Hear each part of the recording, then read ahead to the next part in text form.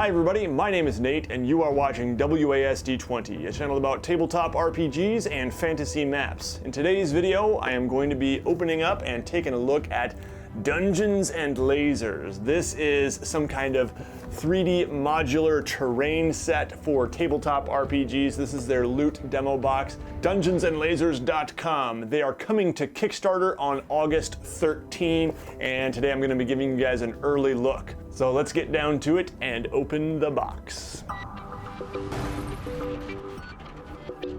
Alright everybody, here we have the Dungeons & Lasers Loot Demo Box from Archon Studios. I would like to thank Archon Studios for sponsoring this video. This is a paid promotional feature. However, I do plan to share my honest opinion. That is always a part of my contract with sponsors.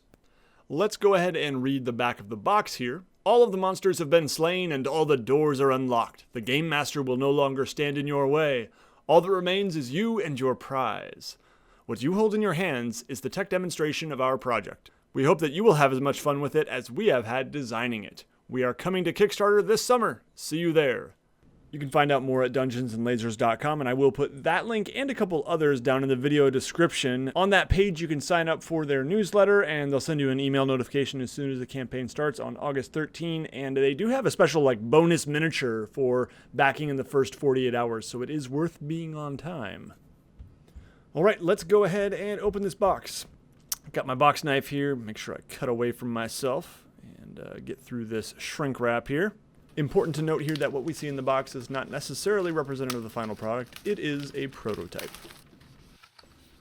Alright, and look at all that plastic. Let's go ahead and take out some of this paperwork and take a look at what it has for us. Looks like we've got some handy instructions here. This is the demo version. One side of the wall is sci-fi themed, the other is fantasy. Floor tiles are divided into two parts. One is giving you a glimpse of the sci-fi design, and the other half features fantasy-themed cobblestone. So yeah, they did tell me that the final product will not be like that at all. You know, you'll have all fantasy or all sci-fi, because you don't want to be looking at the outside wall of your sci-fi set and seeing a fantasy wall, if you know what I mean. But they have some instructions here on how to assemble the terrain and the miniature that comes with it, which is Geralt the Wolf. Very nice.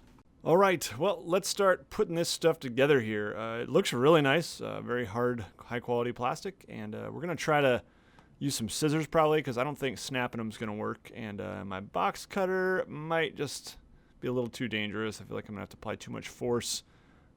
So yeah, we'll go ahead and try the scissors and see how that works. Seems to work pretty well. All right, this is going to take a while here, so I think we'll go ahead and skip through this pretty fast, and I'll see you when I'm done. Haha, I lied. I'm back already. Yeah, so actually you notice I'm not using the scissors here. I actually came across a couple joints that the scissors just were not up to. I tried, and it was just like, no, this is not happening, and my hand really hurts. So I resorted to getting out my cutting mat and using the old craft knife here that I use for a lot of purposes, put a new blade in, and went to work. It was not easy. I took several breaks, but probably total time spent breaking these all apart. 7 sheets, I think it was, for about 35, 45 minutes, I would estimate. And my hand definitely hurt afterwards. So that's one thing I think they could stand to improve for sure in future versions, is maybe making these a little bit easier to cut, a little less plastic needed probably. All right, so I got it all assembled here. One thing I hadn't noticed in the box was this little pamphlet here that gives you some basics about the project. Dungeons and Lasers, the adventure is real. So these are 28 to 32 millimeter compatible, varied themes, sci-fi and fantasy. You get companions, so they include Geralt the Wolf here. This is the fantasy themed one, but there are going to be a bunch of others as well, including sci-fi themed critters. Wonderful. Here are a couple different examples of these sets, and then you've got a 25 millimeter grid, and then apparently they will include customization bits as well, durable plastic, and a little bit of information about the company. All right, so according to the instructions here, we connect the floor tiles first using the special push fit elements. So I would take this and fit it there.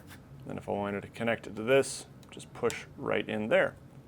And that seems to work pretty well. You will want to make sure that you have these pretty well trimmed, so you might need to file down some of the sprues or take your knife and just kind of skim that a little bit.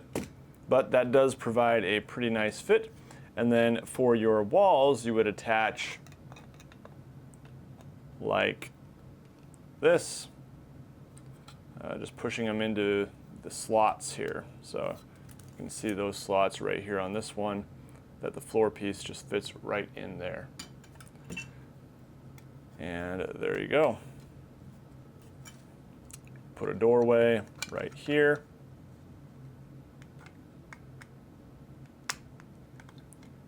And I'm having trouble with that one. There we go, I got it.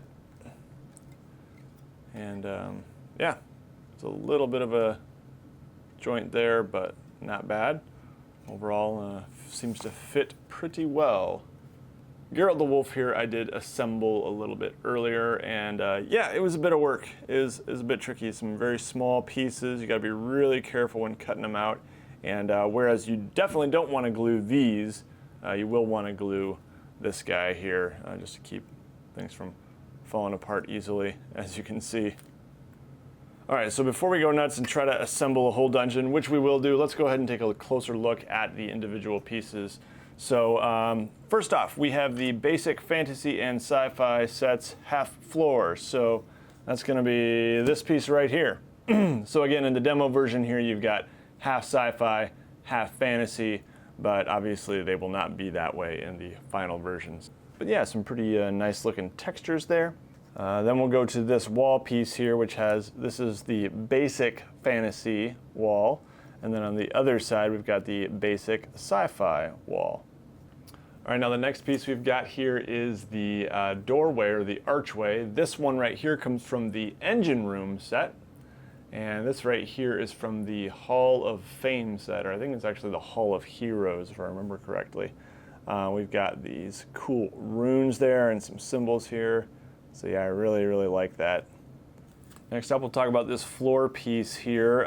This one actually comes from the torture chamber, these wood planks. And this one right here comes from the Xenogesis set, as does this wall right here, this side of the wall, both from the Xenogesis set. And it definitely has an alien vibe to it. You've got kind of this spinal column looking thing, and yeah, it's definitely alien. And then on the back side of this one, you have your torture chamber wall to go with your torture chamber floor. So these are really nice looking. You've got some wood grain, you've got some brick, you've got these, I don't know what you call them, loops there for chains, for chaining your victims. And yeah, everything feels super sturdy, and you've just got some really great raised edges and textures that, you know, I'm just excited to like paint these and give them a good dry brushing or a wash. You'll really get some nice pop from these textures. All right, well, I think the time has come for us to see how much of a dungeon we can build.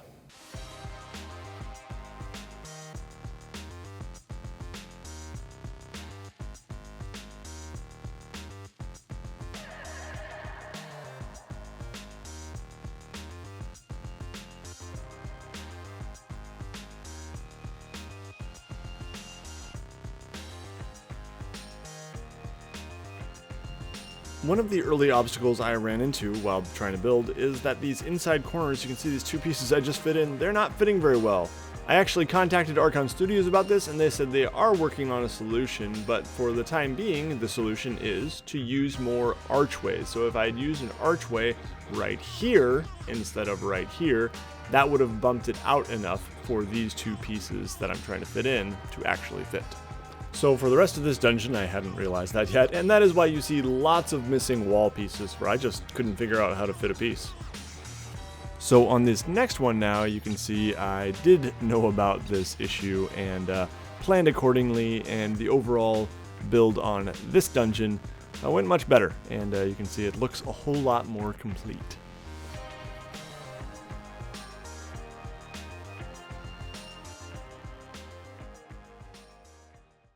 All right, so I spent a couple hours here just kind of messing around with different build setups and walking away and coming back to it and rearranging it and kind of tinkering with some things. So I feel like I now have a better sense of some of the positives and negatives of the Dungeons and Lasers set here. So on the negative side, I did find the clicking just to be a little bit more fiddly than I would prefer. Sometimes it's really easy. Other times I just found it a little bit too hard to connect things. So if you are the type of DM who wants to kind of build things on the fly at the table, or you don't have a huge set and you're going to need to disassemble one room in order to build another room, then it is going to be a little bit of work. Now, some people might have an easier time of it than me. Maybe I'm just slightly inept, but pulling a little harder, sometimes pushing a little harder than I would prefer to get things into place, and messing with the little clickable bits on the bottom, sometimes a little bit fiddly. Now, the advantage of all the clicking, as opposed to a lot of dungeon tiles that you would just kind of slide out and place together, when they actually do attach, that means, like right here, I'm having a little trouble detaching this room. There we go. When they actually do attach, you can easily just kind of make your rooms ahead of time and not have to spend much time assembling each bit piece by piece. So you can actually just say, all right, you go out of this room and you walk down a corridor, and now the players continue on, and you can easily just pop this whole thing into place. And it's very rigid, very well put together. If someone's elbow hits it, if the dog or a small child knocks the table, it's going to stay together just fine. That is not an issue at all. So it's very durable. You're not going to have issues with pieces flying everywhere.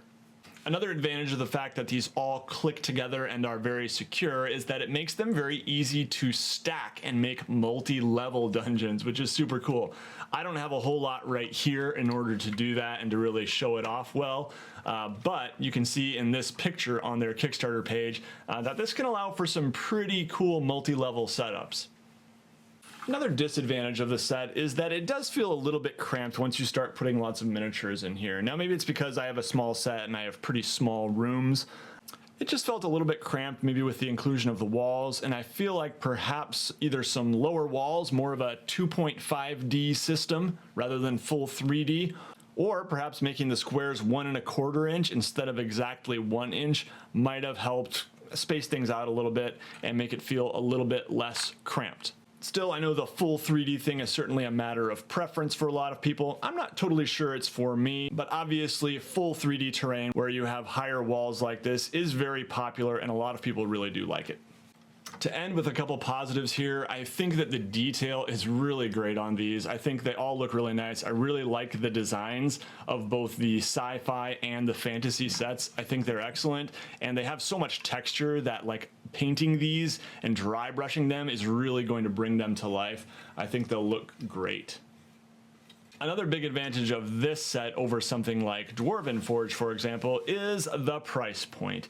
Even if you are getting the unpainted Dwarven Forge terrain, it's looking like this is at least half the price, if not even less. When you look at like what you get for Dwarven Forge for $300, let's say. To my eyes, it seems about comparable to what you get in this kind of set for $100. Another item of note here is that Archon Studios has successfully run and delivered on several Kickstarters in the past.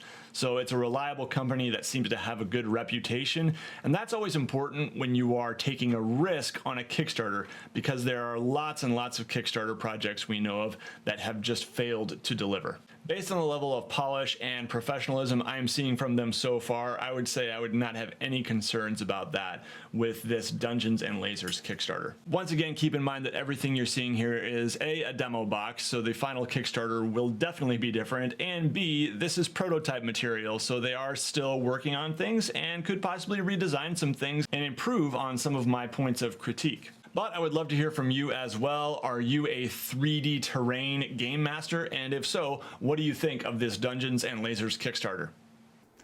Lastly, before we go, I want to give a huge thank you to the WASD20 patrons. Patrons are people who give to this channel on a monthly basis. They're amazing. Thank you so much, patrons.